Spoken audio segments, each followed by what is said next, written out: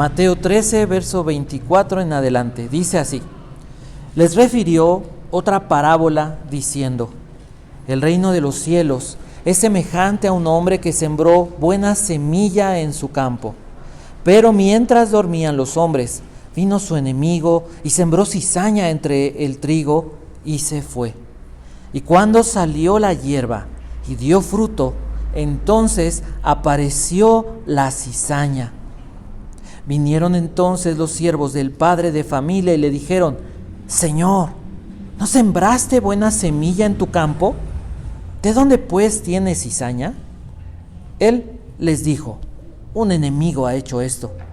Y los siervos le dijeron: ¿quieres pues que vayamos y la arranquemos? Él les dijo: no sea que al arrancar la cizaña arranquéis también con ella el trigo.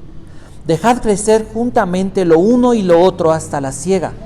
Y al tiempo de la siega yo diré a los segadores: recoged primero la cizaña y atadla en manojos para quemarla, pero recoged el trigo en mi granero. Trigo y cizaña, nosotros y ellos. El Señor Jesús comienza, la primera parábola, si ustedes observan, no habla específicamente del reino de los cielos, porque el Señor Jesús empieza al venir a establecer el reino de los cielos. Pero en esta segunda cizaña, en la primera parábola habló del misterio del reino que explicamos hace 8 días. Pero en esta parábola comienza a hablar ahora sí. Dice: el reino de los cielos es semejante, o es comparado, o es como. Y habla de una comparación. Bueno, para que podamos nosotros entender esta parábola, los judíos entendían a qué se refería el reino de los cielos. El reino de los cielos se refiere a la intervención de Dios en su creación, en este mundo. ¿Para qué? Para desplegar su gloria, para manifestar su poder, su amor, para manifestarse Él mismo a las personas, para establecer su gobierno y cumplir sus planes, sus propósitos. De eso se trata el reino de Dios.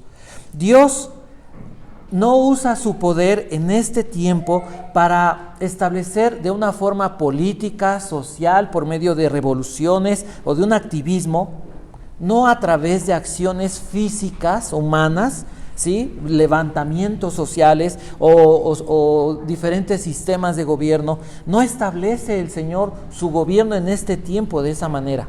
¿Cómo lo está estableciendo? En los corazones, en la vida de las personas. Mientras se consuma el gobierno, el reino de Dios, que va a ser en el futuro de acuerdo a Apocalipsis, a Mateo 24, Marcos 13, Lucas 21, los pasajes escatológicos que conocemos, mientras tanto, el gobierno de Dios seguirá experimentando enemistad, rebeldía de parte de las personas. Las personas no quieren el reino de Dios. Las personas se oponen al reino de Dios. La evidencia: Jesús asesinado en una cruz. Entonces, cuando Jesús vino, cuando Juan el Bautista también comenzó a predicar el reino de los cielos, Juan decía: se ha acercado. Pero el Señor Jesús dijo: el reino de los cielos ha llegado, o ya está aquí en otras versiones. En ese momento, todas las personas, desde ese momento en adelante hasta el final de la historia, todas las personas se verán confrontadas a someterse al gobierno de Dios, a tomar la decisión de someterse al gobierno de Dios o oponerse, rechazarlo. Entonces, ¿cuál es la condición necesaria para entrar en el reino de Dios? Arrepentimiento, fe. ¿De qué se trata el arrepentimiento y la fe? Es cambiar nuestra actitud hacia Dios. Es una actitud de humildad, de sometimiento, de rendición hacia Dios. Es admitir nuestro pecado. Mateo capítulo 5, ¿cómo comienza? Diciendo: bienaventurados los pobres en espíritu, los que reconocen su condición y su necesidad de Dios, porque de ellos es el reino de los cielos. Dice entonces, es admitir nuestro pecado, dejar nuestra vida, dejar nuestros propósitos, nuestras metas, para rendirnos al gobierno de Dios. ¿Cuál es entonces la necesidad de las personas? ¿Cuál es tu necesidad en este momento? Entender cómo opera el reino de Dios. Los judíos tenían una idea, y yo creo que te va así inmediatamente, te va alumbrar el Espíritu Santo. Los judíos tenían una idea. Cuando venga el reino de Dios, se van a acabar los malos. Dios va a llegar y va a destruir a todos nuestros enemigos, los va a hacer pedazos, los va a mandar vivos al Seol. ¿Cómo piensa hoy la iglesia? ¿Cómo vive hoy los cristianos? ¿Qué esperamos? Que Dios les dé el pago, que así les vaya, que Dios haga caer su maldad sobre su cabeza.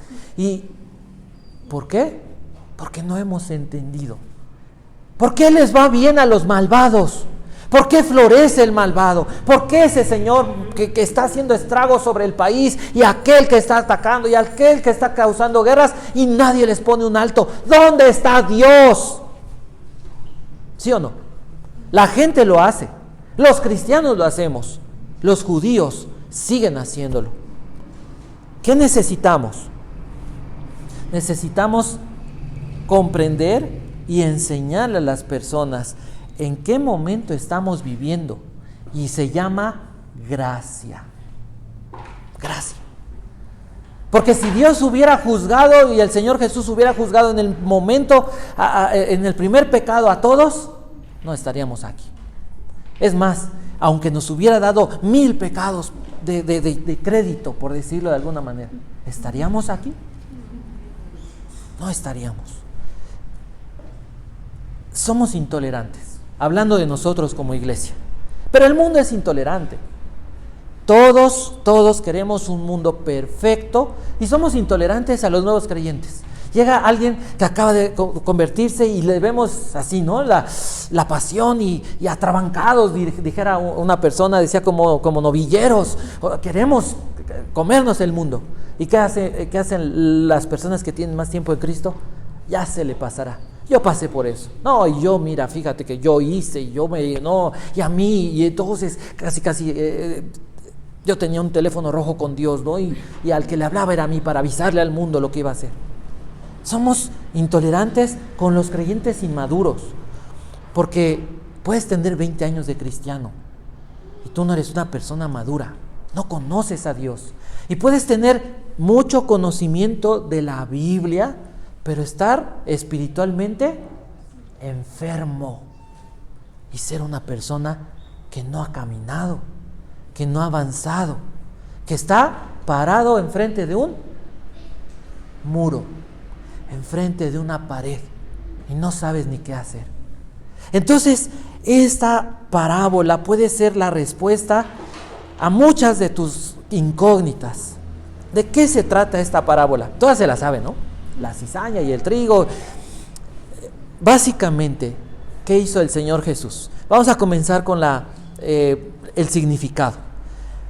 Comienza el Señor Jesús diciendo: el reino de los cielos se compara. ¿Sí?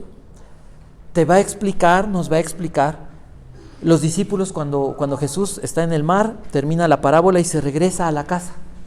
Y los discípulos se acercan y Jesús a los discípulos les revela la parábola. No la entendieron.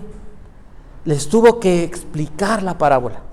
Los discípulos, los que buscan y le dicen al Señor: explícame. Aquí está la explicación, pero necesitas seguir el ejemplo. Explícame claramente qué quieres enseñarme de toda esta riqueza profunda. Podríamos hablar del fruto, podríamos hablar de los malvados, podríamos hablar de Satanás y cómo opera en el mundo, de cómo Dios está estableciendo su reino en tu vida, y podríamos hablar de muchos subtemas. Es un pasaje rico, pero algo Dios quiere hablarte personalmente. Y eso es lo que hay que decirle. ¿Qué es lo que quieres decirme? A final de cuentas, el tema en general, el tema principal, es que Dios habla de que en el mundo, Jesús dice en el verso 36, cuando les comienza a explicar, les dice: el que siembra la semilla es el Hijo del Hombre. ¿Quién era el Hijo del Hombre? Jesús. Abran su Biblia, Daniel capítulo 7. Daniel capítulo 7, ahorita les digo el verso, es el verso 13. Permítanme. Verso 13 y 14. Daniel capítulo 7, verso 13 y 14. Fíjense, miraba yo en visión de la noche, y aquí con las nubes del cielo venía uno como un hijo de hombre, que vino hasta el anciano de días, y le hicieron acercarse delante de él, y le fue dado dominio, gloria y reino, para que todos los pueblos, naciones y lenguas le sirvieran. Su dominio es dominio eterno, que nunca pasará, y su reino uno que no será destruido. ¿Quién es entonces el Hijo del Hombre? El Señor Jesús. Dice el Señor Jesús: el que siembra la buena semilla es el Hijo del Hombre. El campo, la mayoría de las personas enfocan la explicación a la iglesia. Cristianos verdaderos contra cristianos profesantes. Y entonces, no lo hagan, pero volteas y ves al de al lado y dices: se me hace que este es terrorista. Y volteas al otro lado: no, si se le veía yo esa intuición que Dios me ha dado, seguro que esta es la cizaña. Y el de atrás, no, hasta siento, ¿no? Cuando llegó y sentí fe. Y se vuelve entonces una inquisición la iglesia. Porque tú dices: yo soy de veras, pero el de al lado y el de enfrente y el de atrás, y no, quién sabe. No, la realidad, Jesús dice: el campo es ¿qué dice su Biblia? El mundo. El tema es la realidad de un mundo donde hay personas, hijos de Dios, y hay personas, pecadores, hijos del diablo. Y entonces se aclara todo. Se empieza a aclarar y empezamos a decir: no se trata de una pelea y de una inquisición y de tú eres, no, ya te vi. No. Comienza diciendo: el campo es el mundo. ¿Y qué quiere decir esto? El Hijo del Hombre viene y siembra en su campo. ¿De quién es el mundo? De Dios. El mundo le pertenece a Dios. Por Él fueron creadas todas las cosas, dice la Escritura, Hebreos capítulo 1, del verso 1 al verso 3, Colosenses 1, del 15 al 18, Génesis 1, Juan capítulo 1. El mundo es un campo de buenas y malas semillas. Hijos de Dios, hijos del diablo. ¿Qué va a pasar al destino final de esos dos tipos de semillas? Es el Evangelio en una parábola. Así de simple, así de sencillo, pero así de extraordinario, así de profundo y de poderoso. Dice, la buena semilla son los hijos del reino. La buena semilla, en el verso, si ustedes leen el verso 25, ¿a qué se refiere? Dice: vino el enemigo y sembró cizaña entre el trigo. ¿Sí? La buena semilla es trigo. El trigo era usado para alimentos, sobre todo principalmente para el pan, como intercambio unos con otros, era para el sustento de la vida. Bueno, el Señor siembra en el mundo semillas, el Evangelio, para producir hijos de Dios. El Señor habla de su obra redentora, habla de la creación, habla de la responsabilidad humana a través del Evangelio, y habla del amor de Dios queriendo salvar a los pecadores perdidos por medio del sacrificio de Jesús. Esa semilla produce hijos de Dios, pero el enemigo, en el mundo que le pertenece a Dios, ha venido a sembrar una mala semilla. ¿Qué quiere decir esto? Que Dios no es responsable del mal. Que la gente dice: bueno, si Dios fuera tan bueno, ¿por qué se mueren los niños? ¿Por qué hay guerras? Porque Dios no creó las guerras. Y Dios no creó el mal. ¿Quién fue el que vino a tentar al mundo? El diablo. Y el hombre es responsable de las guerras y de las muertes y de toda la injusticia. Porque el hombre le entregó su voluntad, le entregó su corazón al diablo, al pecado. Al hombre le gusta lo malo. Al hombre le gusta el pecado, al hombre le gusta la inmoralidad, al hombre le gusta la borrachera, el vicio, el juego, al hombre le gusta la idolatría, porque la idolatría conviene. Y si hay algo que podríamos decir nosotros acerca de la semilla, de la cizaña, es, vamos a poner ahí unas ilustraciones, ya están, muy bien, gracias. Cizaña, en sus primeros momentos, en el inicio de su crecimiento, se parece mucho al trigo. Tú no sabes quién es salvo y quién no es salvo. En la iglesia a veces no sabes quién es salvo y quién no es salvo. Puede ser parecido. La humanidad vive como vive. Y aún los cristianos andan haciendo cosas terribles. Así que si tú dijeras, Señor, arráncalos, es más, yo los arranco. Tú dime a quién y voy. Se ríe. La verdad, ¿quién no? Ojalá ustedes no lo hayan hecho. Pero a veces, mira, hay un elemento, los que manejan saben. Hay un elemento, el volante. El volante exhibe el corazón. Y dices tú, caray, Señor. Y a veces piensas y dices, ¿no? Ese coche es cristiano porque trae un pescadito, da testimonio. Pero seguro que el chofer no tiene relación. No tiene, ¿no? Y así te vuelves. Pero sigue pasando el tiempo y el trigo se vuelve un poquito dorado. Y la cizaña se vuelve oscura. Y la tercera, ¿alcanzan a ver lo que dice? Si no, se las voy a leer. Bueno, la cizaña, en el derecho romano estaba prohibido que una persona sembrara cizaña en el campo del vecino o en el campo otro. Si te cachaban, ahora sí que cuello. ¿Por qué? Porque ¿qué creen? Que la cizaña se parece en la forma de crecer al trigo, pero la cizaña es venenosa. Si una persona se comía cizaña, primero se podía enfermar de la panza, mareos, vómitos, pero dependiendo la cantidad y la persona, se podía hasta morir.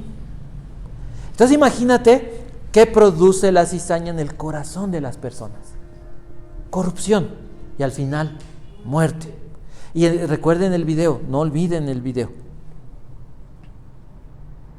Ay, se cerró esta cosa. Entonces, ¿qué es lo que... Vamos a seguir leyendo. Las cizañas son los hijos del malo, aquellas personas malvadas, que producen divisiones, que hacen maldad en el mundo. El Señor viene a sembrar en el mundo el Evangelio, la buena semilla para producir hijos de Dios. El diablo, a través de la cizaña, podríamos ver la cizaña como ese veneno que inyectó el diablo, ese pecado que está en el corazón de los hombres. Y puede verse a través de los engaños de la religión, el engaño de las riquezas, la incredulidad. Si Dios es bueno, ¿por qué me pasa esto a mí? Y eso no solamente lo dice la gente del mundo. Yo no sé si lo hayas dicho. Y a lo mejor tú dices, no, yo no, porque yo soy bien santo. Mira, yo se lo he dicho. Pero en la Biblia, Job se pasó del capítulo 2 al capítulo 37 quejándose. Y la Biblia dice que era un hombre que justo y temeroso de Dios. Llegan momentos en nuestra vida, llegan crisis. Y el hecho de que seas cristiano no significa que tu alma, que tu mente colapse, que revientes, que digas, ya no puedo, hasta aquí llegué. Y el diablo comienza a decirte, entonces, ¿dónde está? Pues si el reino de Dios es invencible, y empieza a traer verdades a medias que te pueden llevar a dudar de Dios, a dudar del carácter de Dios. Si Dios es bueno, entonces ¿por qué? Si tanto que le sirves tú, ¿no? Porque si yo te pregunto, ¿tú crees ser un buen cristiano? Yo dudo que alguien dijera, pero la verdad es que, miren, por méritos no estamos aquí, es por gracia. Y la verdad es que no se trata de sentirnos buenos, se trata de amar a Dios y decirle a Dios, cambia mi corazón. De eso se trata, es Dios el que cambia el corazón, no tú. Los Gálatas, a veces decimos, bueno, es que Dios ya hizo lo que le tocaba, pero ahora me toca a mí. Híjole, hay una responsabilidad de la cual habla la Biblia, pero ¿sabes? Te conviertes en un religioso. Pablo le dijo, empezaron por el Espíritu y ahora van a seguir por la ley. Empezaron por el Espíritu y ahora quieren seguir las obras de la ley. Ahora quieres portarte bien y ganarte el favor de Dios, cuando ya se demostró que por tus buenas obras nadie puede ni ser salvo ni ganarse el favor de Dios, que nunca Jesús dijo, sé bueno. ¿Cuál es el mandamiento? Ama a Dios. Ama verdaderamente a Dios. Busca a Dios. Ten una relación real. Todos tenemos una relación real desde el momento en que somos hijos de Dios, pero esa relación debe ir creciendo. Madurez, influencia de Dios, el Espíritu Santo llenando, influyendo en nuestra vida. Entonces, esta cizaña en el corazón de las personas, homicidios, violaciones, narcotráfico, revueltas sociales, abusos de poder. Sacamos una lista más grande que el rollo de Isaías. Pero en la iglesia también, el diablo está sembrando en tu corazón y en el corazón de las personas engaños, falsas doctrinas, un montón de cosas que están desviando el corazón de las personas. Entonces Jesús viene, el Señor viene a establecer su reino. ¿Qué le dicen? Dice el Señor Jesús, vienen las personas y le dicen, ay, cizaña, ¿la arrancamos? ¿Qué dijo Jesús? No. ¿Saben por qué? Porque cuando la cizaña ya está grande, dirías tú, bueno, yo siempre decía, Señor, pero es que, a ver, ya está grande.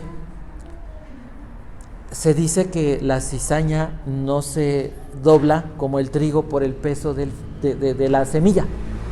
Esa es como la más conocida de las interpretaciones. Y está bien, es verdad. O sea, si sucede, habla de la humildad ante Dios y el fruto que produce esa humillación y esa entrega a Dios. Y en el caso de la cizaña, que no se entrega a Dios y que son hijos del diablo, son irreverentes ante Dios y viven en su fortaleza, en su orgullo, en sus pensamientos, en ellos. Sí, pero esa no es la explicación por la que no se podía arrancar. Pues ya se distingue.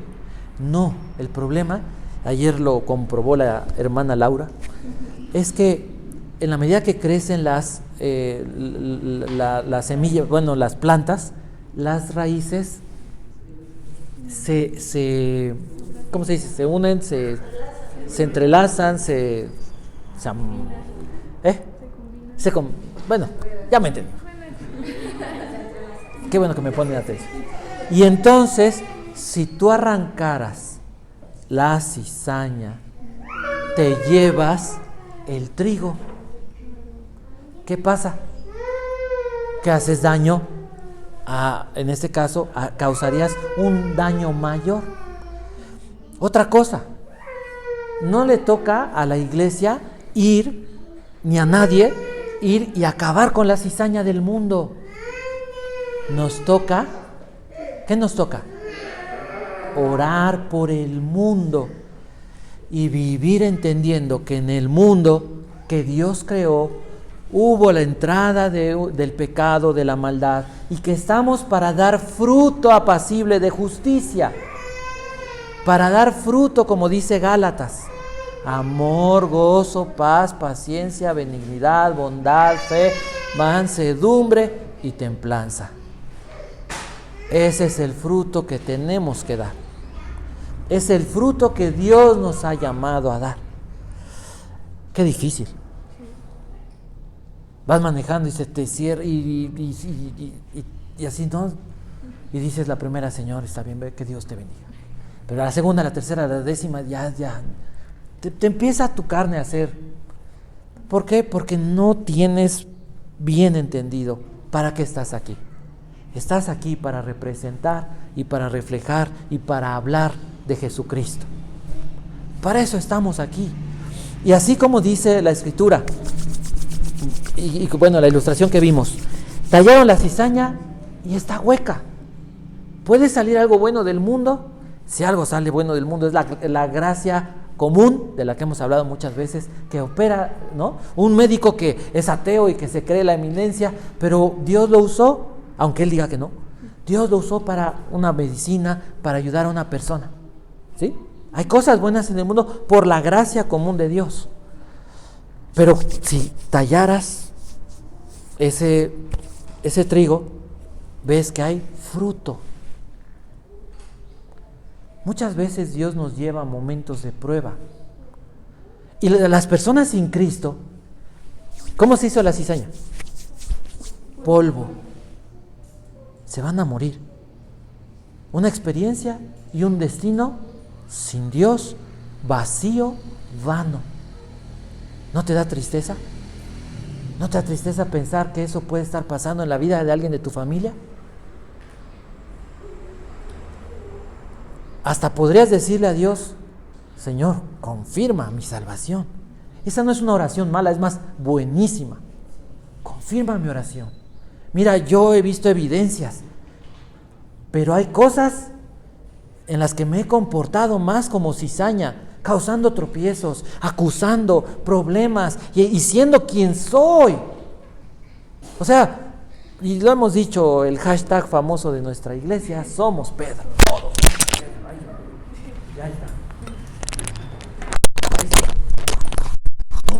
Todos nos hemos equivocado y todos hemos sido tremendos. Todos hemos sido como eran los discípulos. ¿Cuántas personas se han alejado de Dios por tu gran conocimiento de la Biblia? Oh, no, es que no, es que todo, o sea, sí, pero no has oído. Mira, y quieren ganar o impresionar a las personas.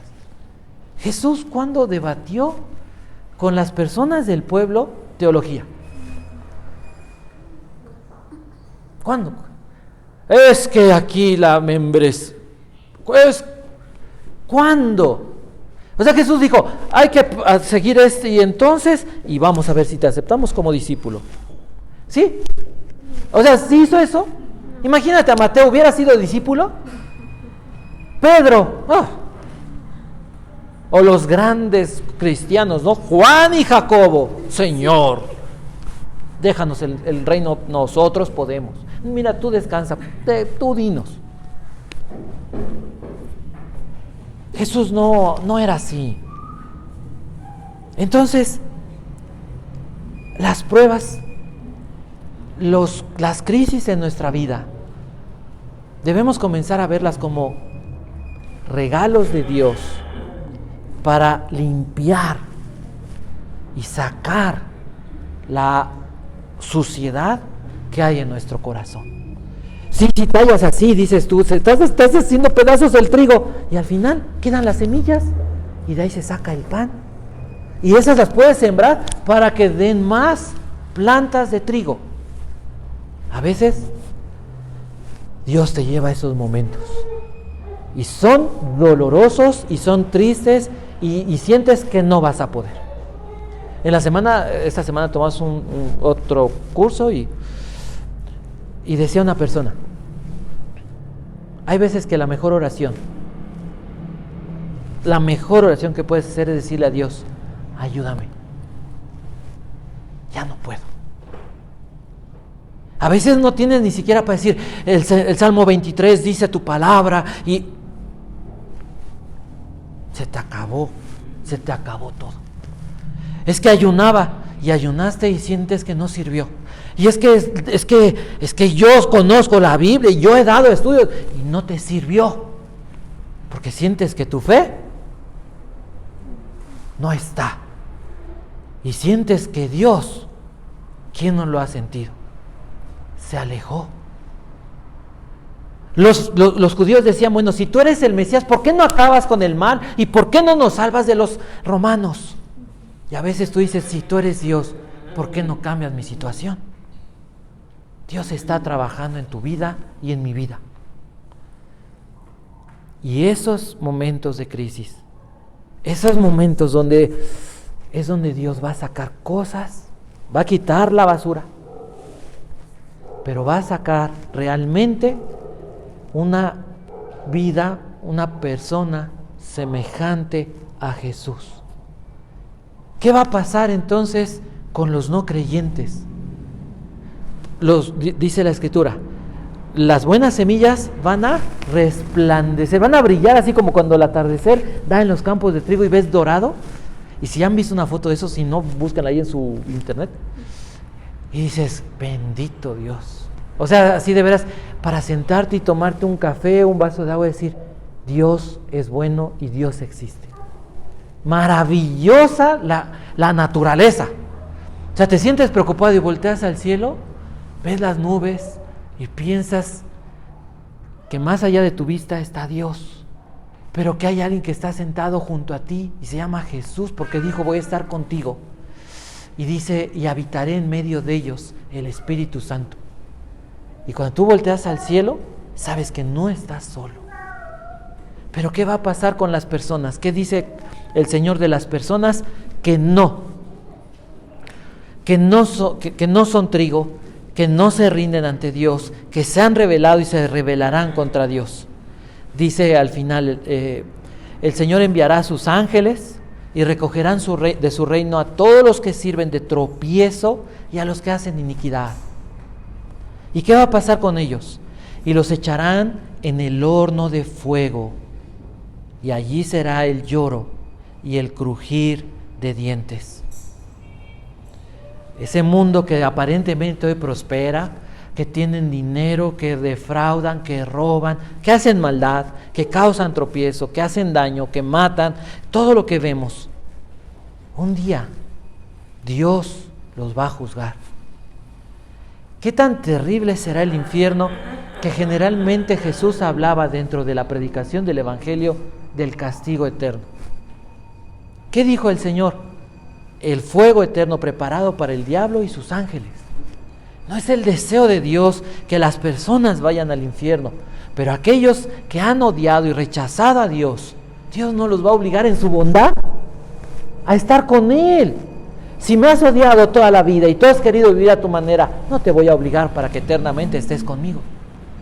Y en su bondad va a librar a su iglesia, a su pueblo, de todo ese pecado, de toda esa maldad, de toda esa violencia. El diablo no va a permanecer para siempre, ni la gente malvada, los hijos del diablo.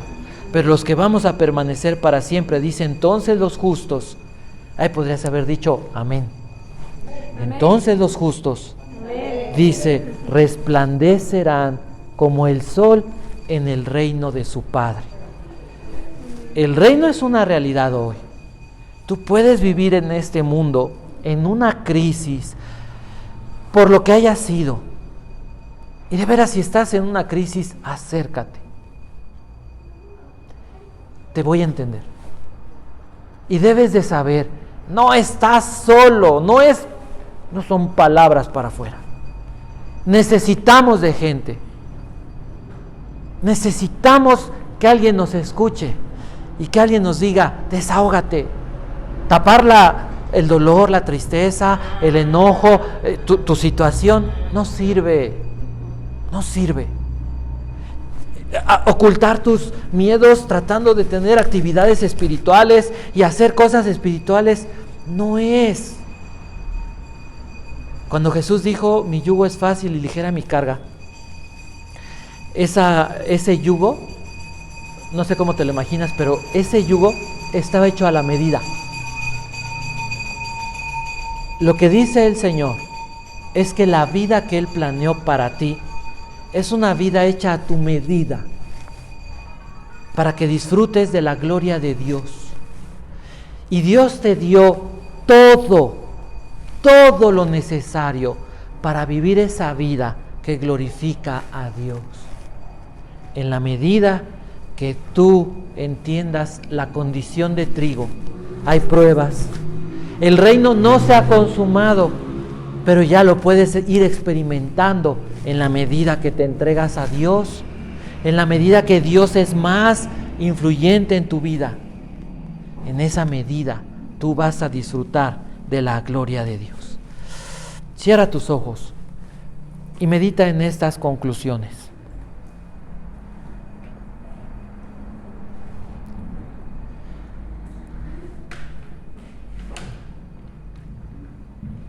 En esta parábola Jesús demostró que Dios no es la fuente de maldad. Él no es el que inicia el mal. Jesús enseñó que el mundo le pertenece. Jesús enseñó que es el diablo el que ha sembrado el mal y el hombre lo ha deseado. El Señor Jesús vino a establecer su reino. El reino se está estableciendo, es una realidad. Comienza espiritualmente, pero se va a consumar en plenitud. La iglesia no es la Inquisición. Somos una comunidad. Somos comunidad. Somos un pueblo, somos una familia de sembradores del Evangelio. Estamos aquí para entender de qué se trata el Evangelio. El Evangelio se trata de que el mundo se echó a perder, pero Jesús vino a salvar al pecador, entre los cuales decía el apóstol Pablo, y podría decir yo soy el más grande. Dios ha depositado esa buena semilla en tu corazón. Ahora eres trigo, pero estás siendo procesado, estás atravesando, estás siendo madurado por Dios para llevar más fruto. En este mundo convivimos los hijos de Dios con la cizaña. Y necesitamos entender que Dios desea producir fruto en nuestras vidas y a través de nuestras vidas. Así que tal vez tendríamos hoy que confesarle a Dios que muchas veces nuestro fruto, como el de la cizaña, ha sido inexistente. O como dijo el Señor, tropiezo y hemos hecho obras malas. No eres cizaña y no puedes dejar de ser trigo para volverte cizaña. Dios puede transformar a la cizaña en trigo. Dios puede, y eso es el Evangelio, cambiar la naturaleza, renovar, hacer nacer del cielo, de la vida espiritual en el corazón de cualquier pecador. Esa es la invitación que Dios hace al que no le conoce. Confiesa tu pecado. Pídele a Dios perdón. Pídele a Dios que siga obrando en tu vida, produciendo fruto.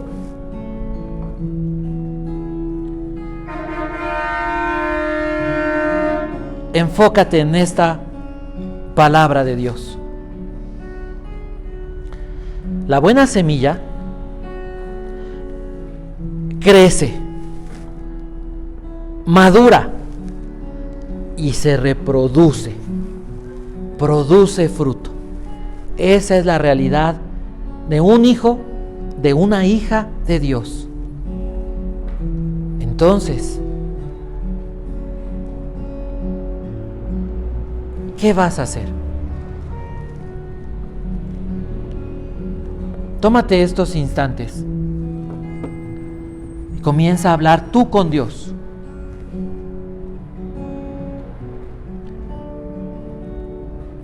¿Qué es lo que Dios de manera personal ha hablado contigo? ¿Qué detalle de todo lo que hablamos brilla en tu corazón, brilla en tu mente? ¿Qué crees que Dios te está diciendo? ¿Necesitas madurar? ¿Necesitas entender más claramente por qué estás aquí y que no estás para ser el verdugo de la gente ni del mundo, sino ser como Jesús? ¿Estás aquí porque Dios quiere producir fruto. Estás aquí y has entendido que dentro de la madurez y la reproducción, Dios tiene que limpiarte, tiene que transformarte. Hay procesos de limpia, de purificación. Dios te regala esos momentos de crisis para que te des cuenta que necesitas más de Dios, que necesitas pedirle a Dios que penetre más profundo en tu corazón.